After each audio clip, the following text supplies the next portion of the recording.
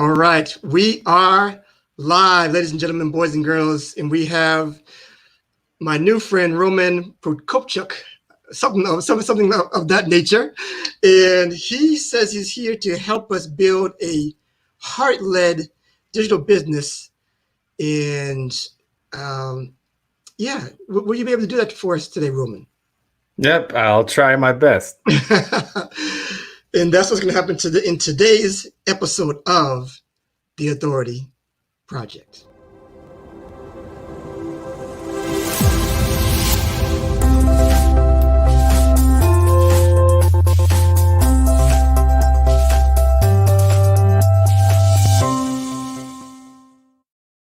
All right, we're back here. This is The Authority Project, where we help you, the project, attach authority to your name so you can sell more of what you're great at. And Roman's here is going to show us what I think a lot of people are trying to fit into their business, telling their story and of that nature. Some still don't, but I want you to just start right there. Tell us about your story, because just for lack of a better phrase, I think that you've come a long way. So just tell us from whatever you want to start. Just go from there. Yep. So thank you for having me on. So I'm a first generation immigrant from Ukraine. I came to the US in 1990 with 6 other family members. The Ukraine was still under the Soviet Union for about 2 more years. And I came over to a 2-bedroom apartment. Didn't know the language. Obviously, I was 5 at the time, so I had to learn the language, kind of get culturally assimilated. My grandparents were retired already in Ukraine. They had to start working again. Everybody had to kind of, make ends meet. My grandfather worked construction for about 20 more years. He actually passed away last year. Wow. And it was a 2-bedroom apartment that we got on our feet. We couldn't really leave with much. They made us basically just leave with the clothes on our back and what we could carry. And I went to school here. I went to Rutgers University, got a degree in criminal justice. Before I graduated, I had an internship with the Secret Service on the counterfeit currency squad and held a top secret federal clearance. And then I graduated, and then the recession hit. The economy tanked, so state, local, federal agencies stopped hiring. So I was applying to jobs left and right for months, couldn't find anything. I was down and depressed. Only thing I really did was go to the gym and kind of keep my mind off of it in terms of kind of, staying healthy and sane. And I, took up a conversation with someone, and they said, I have a need for my business. Come outside after your workout. I want to give you something, which it could have went, several ways. So it was 2008. So they opened their trunk and they handed me a packet of about a 50-page packet about search engine optimization. Oh, wow. So they said, read up on this, go online for another month or 2, read this, and, do this for our business. That's how I got started in 2008 in digital marketing. Since then, I've held 3 director roles. I've worked on about 600 campaigns with 600 different clients, Fortune 500 clients, managed teams. In 2012, founded my agency, Zora Digital, started my podcast almost 3 years ago. And personal life wise, my wife and I are foster parents, and since June of 2018, we've fostered 20 children. Wow, that's amazing. Now, there's a lot of questions I want you to dive into more, but actually, that little part in there where someone gave you a solution, did they pick you out of the crowd? What are they seeing you that they would this person would just do this for you? What happened there in that whole transaction? If you can just go deeper with that. Yeah, so I knew them kind of from I guess acquaintance from college. Okay. And we happened to then start going to the same gym kind of. And they saw I was hungry, I had potential, and basically, thought it would be a good opportunity, an ever-changing field. They knew kind of my strengths and weaknesses in that sense. And I did it out of necessity. I mean, it's similar, not necessarily, but a climate as we are in now. Uncertain times, the economy is all over the place. So if you do get an opportunity, take it and kind of run with it. Awesome. So tell us, because I think that everything draws from your own story, right? So tell us how that works into you, to a person, or how they should be building a business from the heart, and how and leading from the heart. Yeah, so it's like one of those things, I think, doing the something for the right reason. So we're on, a podcast, we're doing an interview. I can fluff up this or I can be kind of raw and real. If you're Right. raw and real, talk about who you actually are, add value, you're going to connect with the audience and your desired audience the best. So Right. if you show authenticity, that you care, that in terms of your clients, you're kind of like an extension or a family and they succeed, you succeed, you're going to find the right fits for clients for it to come to you because they have similar kind of viewpoints, similar values, and really see that you're genuine and authentic, not only kind of chasing that paycheck. Awesome. So I know we talk, I just referenced that, the story is major with building a business. Tell us, like, cause I'll be honest, I talked to someone the other day, and it was very salesy to me, right? It, like, I didn't even get the person's name, but it was just all sale, sale, sale, sale. This is what we do, this is what we do, this is what we do. And I had no idea. I mean, this is my first time meeting the person. I had no idea what their story was, or why they were doing it. It's just like, this is what we do. And it was just like, can you tell us, like, the difference of being that way, where you're taking your heart or your soul out of it just for the sale, as opposed to putting your heart into it and relating to that person and building a better relationship. Yeah, I mean, I think it's being genuine to begin with, and it shows kind of your character because, like you said, every day I get, tens of emails, somebody trying to connect, and then right as I hit connect, they pitch me with, "Oh, hey, what's up? By the way, here's so XYZ." And I never follow up on those because that's like super like skeevy and it's just Yeah. like not genuine and not, a connection. At this point, I'm looking for kind of real people that have, you know, technically my best interest at heart because like Yeah. if we collaborate we both get something out of it and it's not kind of a symbiotic relationship. So in that sense, when you're showing someone who you are, what you're willing to do, how you go above and beyond for your clients, they're more likely to kind of accept you into their family and trust you with their marketing spend, or hiring you for some other services, buying goods from you, that you're a real person and not just somebody kind of a persona or a silhouette that they never see, that just, they send a paycheck to. Awesome. I love it. I call those guys that you just referenced to pouncers. So so they friend you and then they hit you with a sale. And I just think it's a desperate thing. It's a short-term fix. And I don't think they understand that yet. You want long-term relationship, long-term value from the people that you work with. So how do you respond to the people who are shy about telling themselves, or telling their story, where, and I know a few people like this, they're just very isolated to security. They didn't want, my sister doesn't want to show her face on Facebook. So talk about that, like the importance maybe of like showing who you are, how much deeper of a business that you can build when you do that, as opposed to just the other way around. Yeah, I mean, there's different ways of doing it. Obviously, if you're not comfortable, if you're an introvert, I mean, I would actually say before me starting my podcast and, maybe in my 20s, I was more of an introvert. But when I saw the value of it and taking yourself out of that comfort zone, I think that's where, truly kind of gains and advancements happen when you're out of your comfort zone.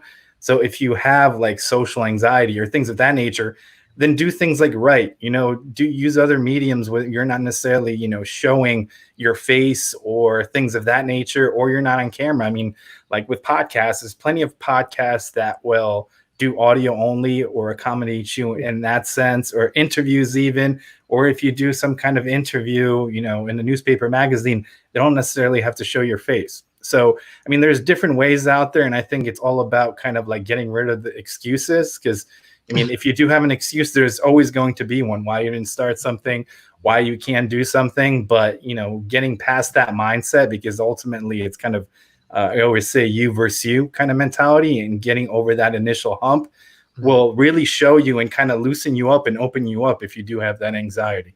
Right, right. So I like how you said that there are other avenues.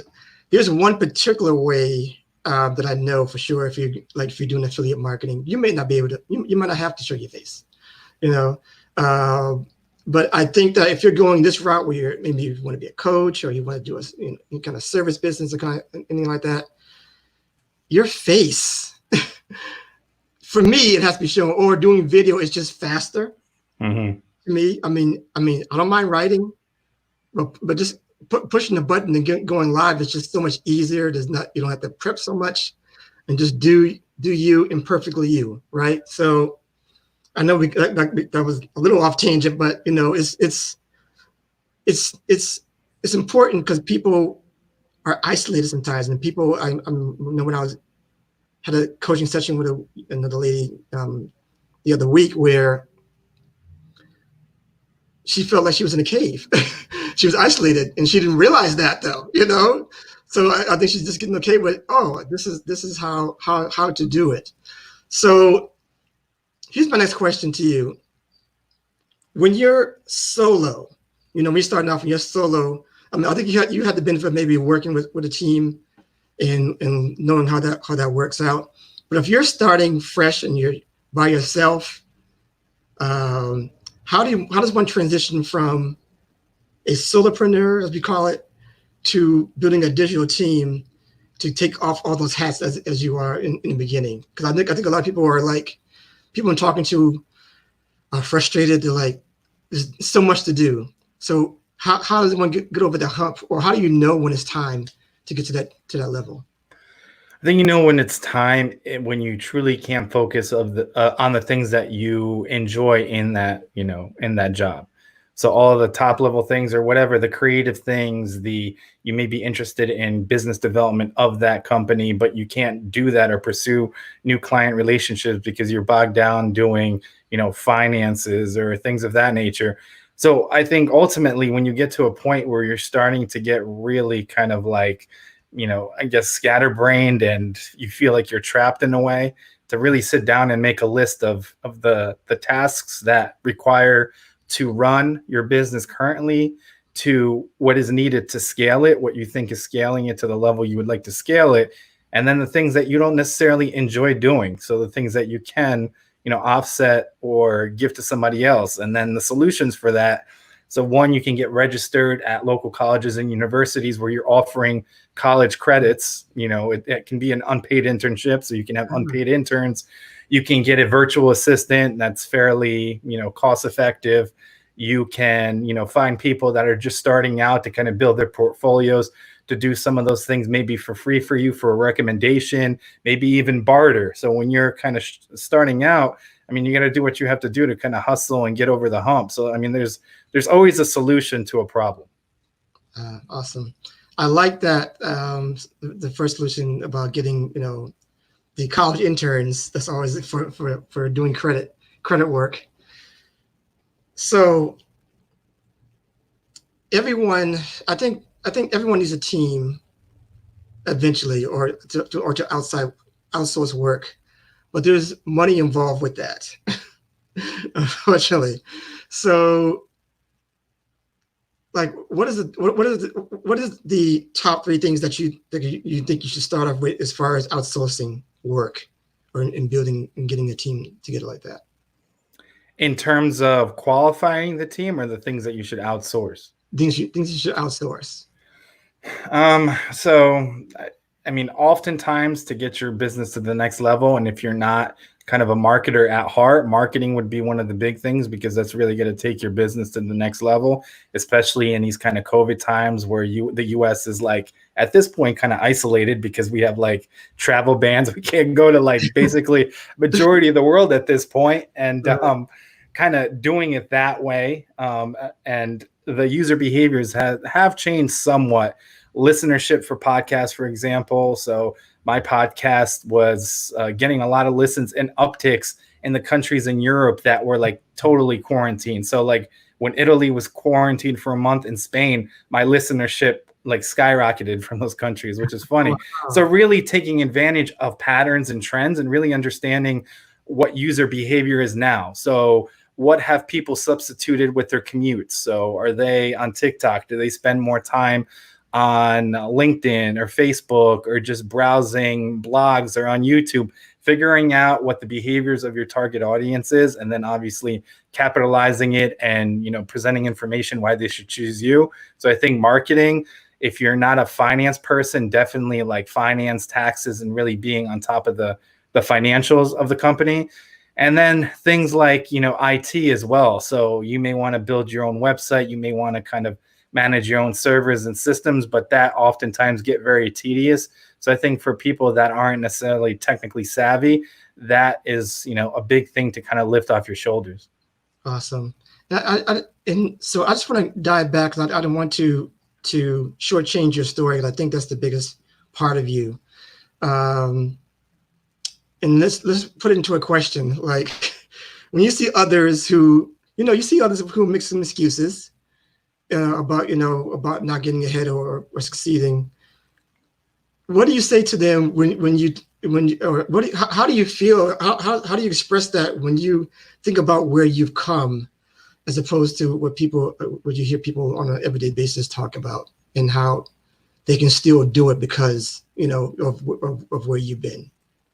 Yeah, I think everybody kind of runs their own race. So, people will have excuses that I'm coming from hardships or poverty or this or that. But no two people's stories are identically the same. People are presented opportunities. I've had people in my line of work where they just like the stars aligned. They got super lucky and they skyrocketed. They made the right connections at the right time, like dumb luck at the airport or somewhere, and they got a multi-million-dollar deal or things of that nature. So you can't really look at things like that. You just look at things that you can control. And I think everybody's going to be like non-motivated or have an excuse one way or another because, emotionally, physically, mentally, there's things coming at us left and right. I think people on the internet that are browsing and see all these gurus, or I hate the word guru, supposed, influencers. I hate that. Yeah. Like guru usually means like you're a fraud, in my opinion. Even when people's like, oh yeah, you're a digital marketing guru. I'm like, no, just, I know some things in digital marketing. I'm not a guru, but just situations like that, just everybody like loses kind of, I guess, faith or motivation at one point or another, and having whatever that is for you to recalibrate that on a daily basis to focus on those goals. If I was 100% motivated, I would be so much further, but I can't look at it like that. I can look at it like the things that I've actually achieved, the things that I've put effort in, all the things that I've done in my life. And, I was pursuing that with max effort. So just kind of looking at your own race and not looking for people or lenses online, especially social media, that's like a non-accurate view as a highlight reel, basically something like Instagram, where people are taking pictures and on vacations and doing this and that a lot of the time they're not even in that lifestyle. So don't look at others, kind of do your own thing, put the blinders on and get to where you need to go. So I'm gonna piggyback off of that, because you put in your whole story, and I think you see this a lot when you're building, and I've been trying to emphasize this with my audience, about connections. Can you tell us the importance of connections and how you built that? I'm sure you built a lot of that through your podcast, and how that works to build your audience and build your authority in your field. Yeah, connections are, and networking and meeting people are kind of the lifeline of whatever business that you're in, honestly. That's where referral come from. That's where like collaboration and support, different, mentorship opportunities come from. So from the podcast, simply alone from the podcast, in the last year and a half, I've interviewed about 180 people. So that's 180 people, all walks of life, some, business owners, founders, 7, 8, 9-figure companies that sold their companies, started new companies, authors, different things. So at one point or another, I can add value to them and they can add value to me. There's something I can do for them, set them up on other shows, connect them with people, even it could be something little, even sending them a thank you note that they were on, and, maybe we'll reconnect in the future. So a really looking at and valuing relationships, regardless of how long that interaction was. So that interaction may have been, a hi, hello in an elevator, and maybe somehow, you exchanged business cards and then following up, and that could lead to like, the change of your life. So don't take things for granted, and don't kind of devalue certain situations. And in terms of kind of other interviews, so in the last year and a half, I've been on about 70 podcasts at this point. So that's obviously opened up myself to new audiences, really help me add value to those audiences, because when I go on, I try not to, pitch or, sell anything. I just try to, have the host pick my brain in whatever direction they want to go to benefit their audience and add as much value. So I think that's important. And when I first started, basically, that was kind of my lifeline. So I worked at a company where there was a lot of people in the digital marketing field, and those people went to, New York City, Manhattan agencies to leadership roles. They started their own companies, and then they knew what I was doing. So then they knew what I was good at. So then they, call me up, look me up, listen, you do this well. I have this client. Can you give me a proposal? And at that point, there's situations where, other companies or other agencies were paying my agency, and my agency was just doing a portion of that project. So that's kind of a lifeline as well. So you never know. And, I think you always need to kind of put your best foot forward and really show who you are and be authentic, because it takes a lifetime to build that authenticity and that kind of reputation. And it takes a second in this digital age to destroy it. Awesome. And I think I asked one question. This might be the last question. Well, maybe two questions. What's the biggest mistake you see out there for people trying to build either a digital marketing team or just their own business in general?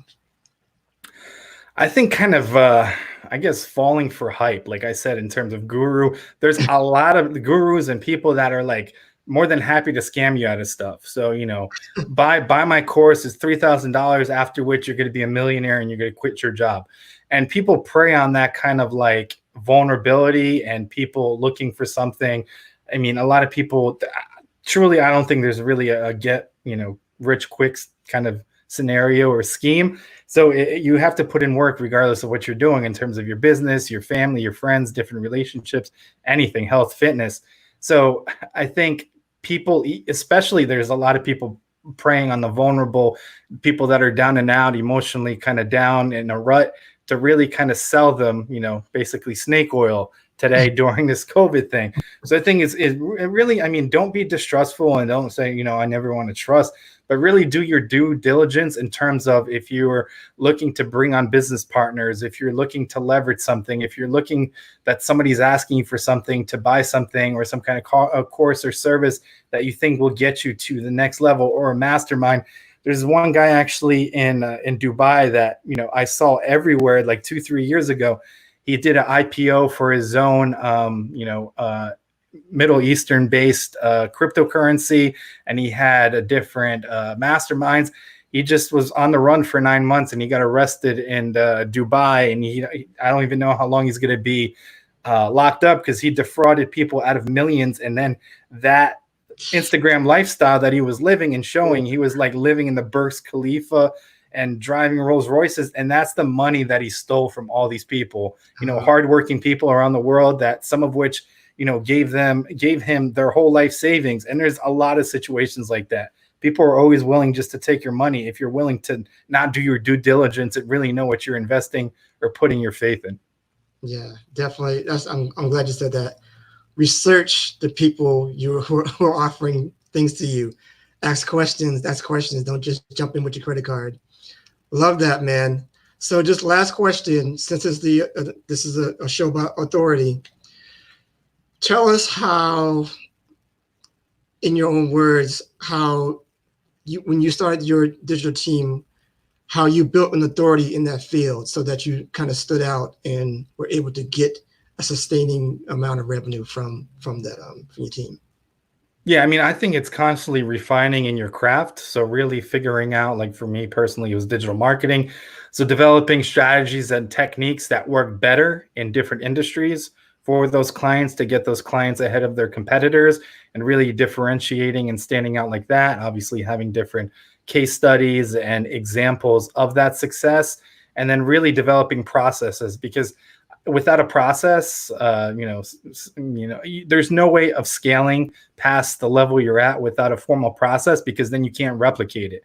If you're the only one, or there's a few people doing this and that, and it's not documented where you can literally hire a person, train them, and plug them into that system, you're never going to, multiply 10x, 100x, 1000x, because there's nothing that's, regimented in that sense. Right. I love it. Okay. Well, that was my last question. That was perfect, man. You nailed it pretty good there. Can you please tell us where people can find you online to connect with you further? Yep, and I appreciate the opportunity and you having me on. And if you Google my name, Roman Prokopchuk, there are actually a lot of Roman Prokopchuks in Eastern Europe, but globally, I think I'm number one, which I'll take credit. It's not like John Smith being number one, but I'll take credit for that. So if you Google by Labe and you find me on any social media platform, feel free to direct message me with any questions about podcasting, digital marketing, being a foster parent, my journey there, being an immigrant, or whatever you want to talk about. I'm more than happy to help. I do a lot of pro bono work. I mean, people that can't necessarily, retain me for, digital marketing, I'm more than happy to jump on and see what they want to do so they don't get screwed over by others, and look at, contracts that are presented if they're just sold nonsense or they should be paying for that. My company, as you see below, is Zora Digital. So novazoradigital.com. And if you feel like listening to my podcast, it's the Digital Savage Experience on every major podcast aggregator. I love it. I love it. And trust me, guys, this is an honest man. He speaks from the heart. He leads with the heart. So talk to this guy. Talk to this guy and get some honest feedback for sure. So any last words before we get out of here, Roman? I think just take advantage of the situation. It's uncertain times. I feel like this is a biblical year, like which biblical plague is next. But, don't look at the doom and gloom. Take advantage of the time. I mean, I've taken advantage of the time of having guests I may not normally have on because, they canceled a lot of in-person appearances. Take advantage of any appearance or, like you said, people are shy. Try to take advantage of any, media coverage you get for your business or yourself, because that can really propel you to the next level. And don't, discount things that come your way because they may not come along, for a second time. Absolutely. I appreciate it. Thank you so much. That is awesome, man. Again, appreciate the info. Incredible insights by you, man. And if you are looking for more trainings like this for people who are authorities in their niche, please check out my Facebook group, the Authority Builders Academy, where we help you get clarity on your authority and develop it like crazy so you can get to a level that you want to be in. And that is it for this episode of the Authority Project. We'll see you next time on the same channel. Here we go.